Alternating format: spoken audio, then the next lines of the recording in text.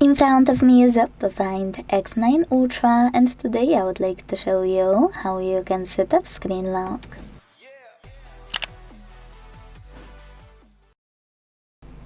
First of all, go into Settings and scroll to tap on Security and Privacy. Then scroll again, this time to tap on Device Unlock and click on Screen Lock. Finally, tap on one of those password types to select the best one for you: numeric, alphanumeric, or pattern. After you tap on it, hit Next at the bottom right corner in Important Notice pop-up.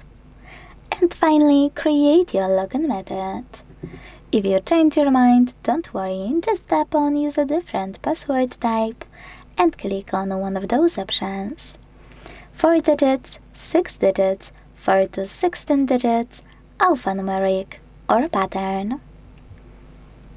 Now it's time to create your login method and repeat it to confirm it. Hit Done.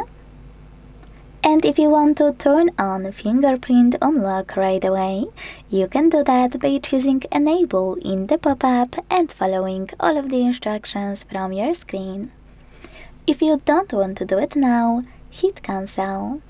You can always set it up in the same section, Device Unlock, of your settings. But let's check out if it worked.